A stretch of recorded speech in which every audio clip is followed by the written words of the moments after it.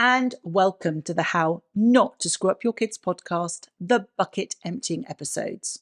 So, pour yourself a cuppa, find a comfy seat, and enjoy the conversation.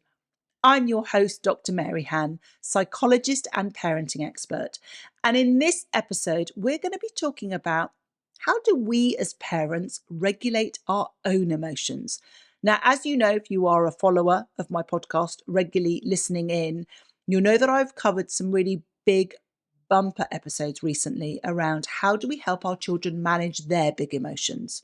And one of the recurring themes, one of the things I've talked about quite a lot in those episodes, is about how we need to make sure that we're self-regulated so that when we meet our child's big emotions, when those emotions hit and meet ours, that we're self-regulated so that we're better able to manage their emotions.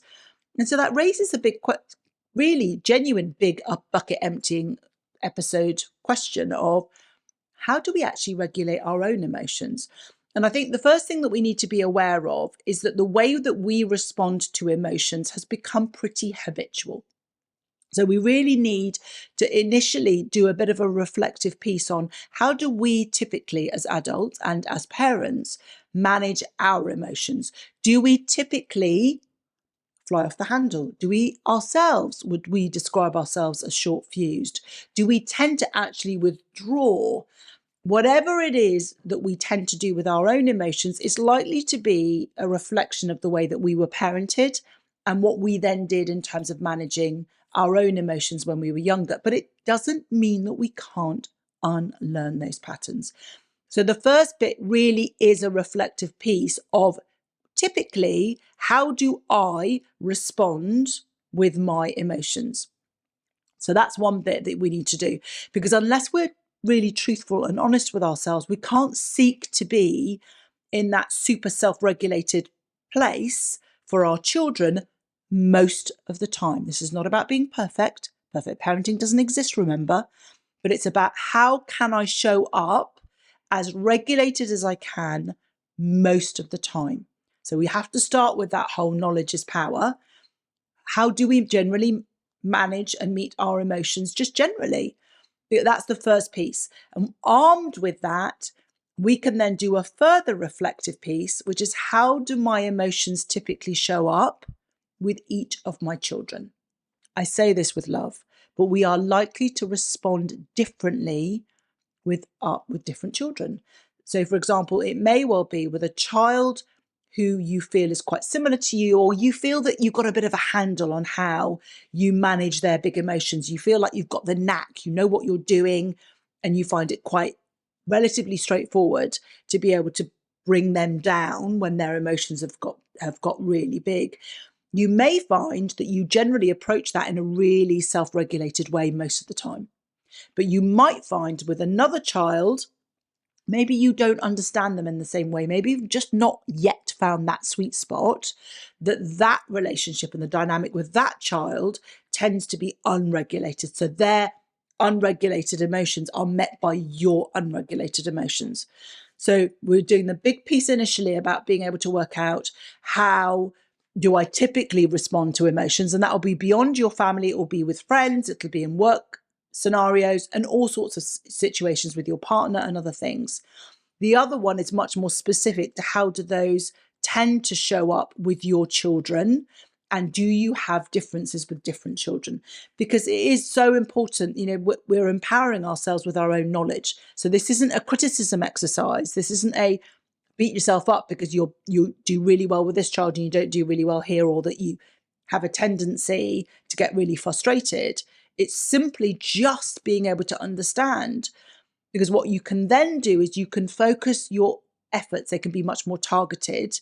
I'm a big fan of not doing, of taking on only one thing and focusing in on that rather than trying to do loads and loads of different things.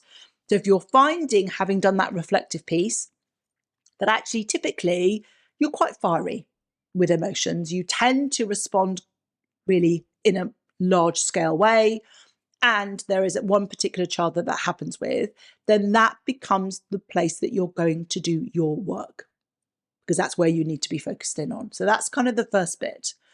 The next bit then is about understanding. So it goes back to the whole sort of idea behind this particular episode, the bucket emptying, is beginning to get super aware of your bucket.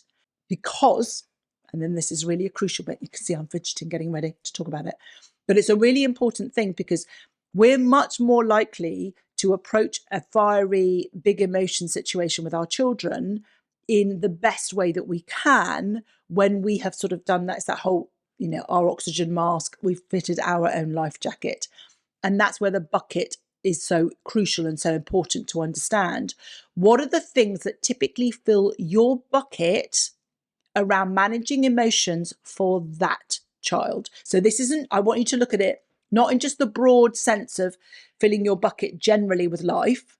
Of course, that will play a part, but there will be some very specific things that fill your bucket with the child that you are particularly struggling with to meet in that self-regulated place. So be really, really honest about what it is specifically with that child. Maybe it's a level of frustration because you ask the child multiple times. Maybe it's a frustration because you feel that you spend a disproportionate amount of time trying to manage the emotions of that child, and that begins to build up some of those frustrations.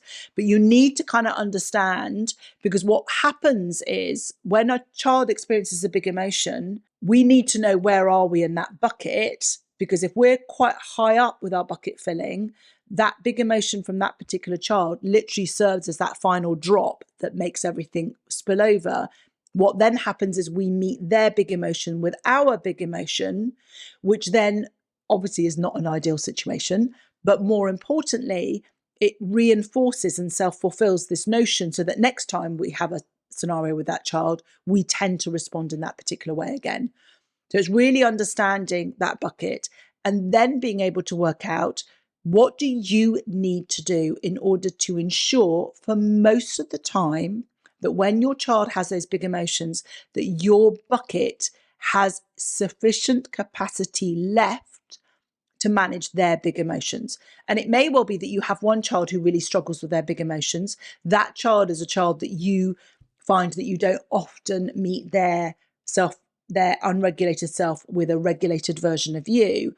And so you might need quite a big amount of capacity left in your bucket, in which case you really need to understand what are the things that drain your bucket sufficiently in order for you to meet them in the best way that you can in that moment. And you need to be really honest with yourself about what that might be. Sometimes it can be about offloading about that particular child, but offloading in a way that is helpful for you, not in a way that is sort of like, I was about to say politically correct, but that's socially acceptable.